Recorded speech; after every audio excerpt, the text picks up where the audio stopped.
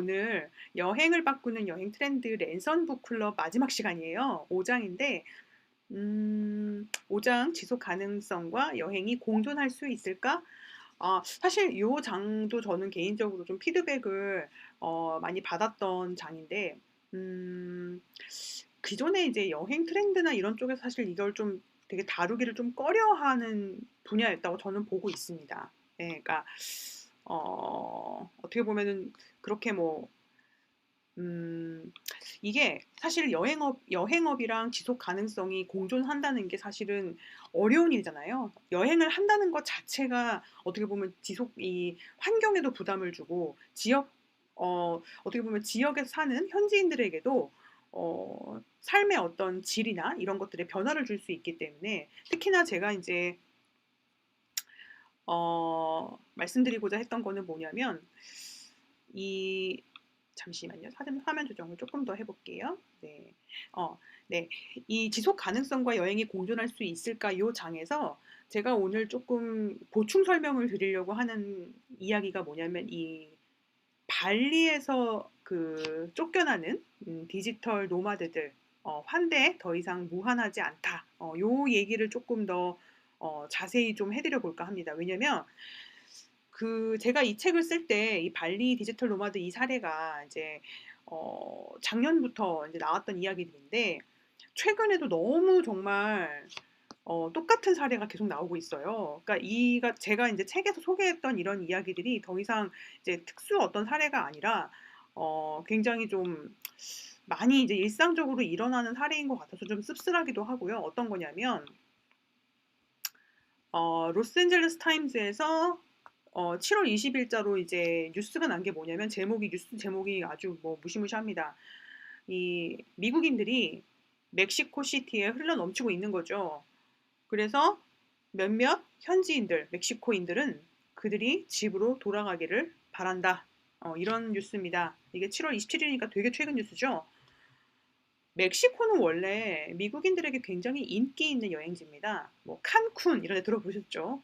네, 연간 뭐 미국인들만 해도 수천만 명이 방문한다고 하고요. 멕시코가 사실상 멕시코의 관광업은 미국에 의해서 돌아간다고 해도 과언이 아닙니다.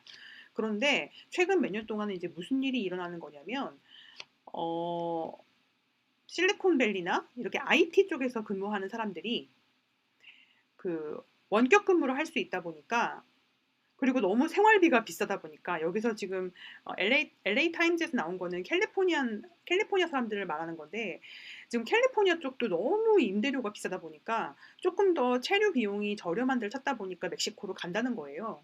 그러다 보니까 멕시코에 정작 사는 사람들은 너무나 영어 사용이 보편화되고 이제 스페인어 사용을 하는 게 되게 불편해지는 거죠. 그리고 미국인들이 많이 옴으로 인해서 이제 물가가 굉장히 빠르게 올라가는 거예요. 그러면서 현지인들의 삶에 이제 이 원격 근무자들의 이주가 위협이 되기 시작했다는 뉴스입니다. 이게 제가 책에서 썼던 그 이야기랑 되게 비슷하죠. 예, 저도 좀 굉장히 너무나 정말 똑 닮은 측면이 없잖아 있다라고 보고 있습니다.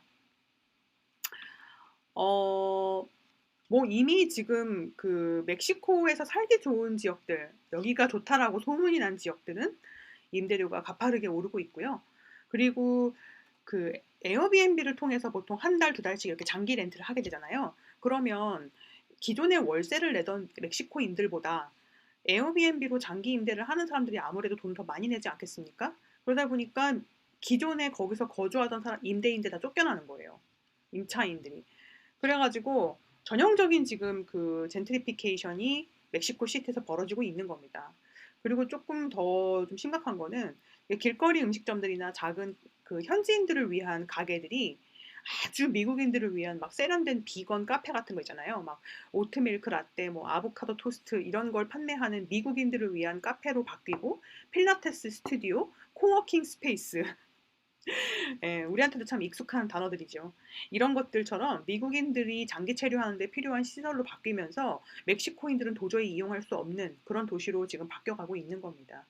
일부 멕시코 원주민들이 점점 더 화를 내고 있어요. 여기 처음 온 원격 근무자면 꺼져라 이러면서 이제 포스터에 욕설을 담아가지고 벽에다 붙여놓기도 하고요. 마을 곳곳에 이제 미국인들을 환영하지 않는다라는 메시지를 노골적으로 드러내고 있습니다. 저는 이런 사례들을 제가 책에 썼던 발리 디지털 노마드 사례하고 똑같은 건데요. 생활 물가가 우리보다 싸다는 이유로 현지 문화를 존중하지 않고 이용만 하려는 이런 선진국의 디지털 노마드들이 늘어날 때 현지에서는 어떤 일이 벌어지고 있는지, 저는 사실 지속 가능한 여행이라는 게 단순히 환경, 뭐 탄소 배출 이런 걸 좀 넘어서 저는 좀 제발 이 오버 투어리즘에 대한 논의도 조금 더 정말 구체적으로 해야 되지 않나. 우리가 워케이션이나 디지털 노마드라는 라이프 스타일을 택할 때 무엇을 고려해야 하는가.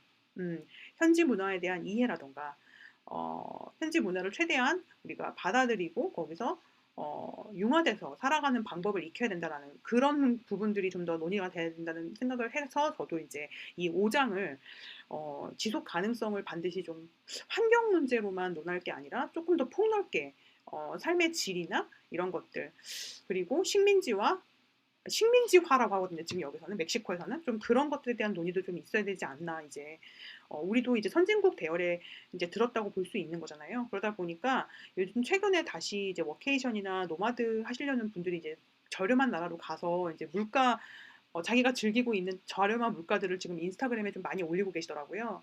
이제 이런 것들이 조금 발리나 치앙마이 같은 곳에 오버 투어리즘을 일으킬 수 있는 가능성이 없잖아 있다고 봅니다. 예, 그래서 이런 것들도 같이 한번 얘기를 해봤으면 해서 제가 이 5장은 그렇게 한번 써봤습니다. 여러 가지 이야기들을 할 수 있지만 저는 좀 개인적으로 관심 있는 분야가 그런 쪽이어서 네, 어, 제가 아직 지금 이 라이브 스트리밍이 좀 익숙하지 않아 가지고요. 아직 좀 서투르긴 한데 지금 화면도 약간 옆에 잘려 있고요. 계속해서 좀 보완을 해 가지고 기능을 좀 더 개선해 가지고 열심히 한번 해 보도록 하겠습니다. 오늘 세 가지 뉴스 말씀드렸습니다. 첫 번째는 울릉도의 멋진 리조트에서 메타버스를 이 현실과 융합을 해서 굉장히 멋있는 이 현지 상점들을 할인받을 수 있는 그런 구조로 이 미션 추리 게임을 개발했다. 라는 소식이고요.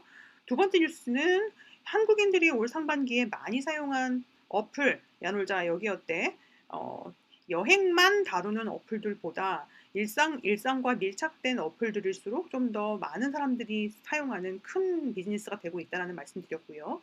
마지막으로 오늘 마지막 랜선 북클럽 5장 지속 가능성과 여행에 대해서 오늘은 제가 발리 이 쫓겨나는 디지털 노마드들의 후속으로 팔로우업으로 지난주에 나왔던 미국에서 나왔던 뉴스죠. 멕시코에 지금 미국 디지털 노마들이 어떤 영향을 끼치고 있는지에 대해서 오늘 조금 더 보충 설명드렸고요. 제가 앞으로 할 일 중에 하나가 준비하고 있는 프로젝트 중에 하나가 저는 사실 이번 책 중에 5장과 좀 관련이 되어 있습니다. 임팩트 여행, 좀 사회를 변화시킬 수 있는 여행들에 대해서 어, 플랫폼이라고 할까요? 네, 어떻게 보면 좀 미디어로 기능할 수 있는 그런 사업을 좀 준비를 하고 있습니다. 그래서 조금 더 구체화되는 대로 제가 방송을 통해서 또 말씀드리도록 하겠습니다. 오늘 방송 여기서 마치겠습니다. 감사합니다.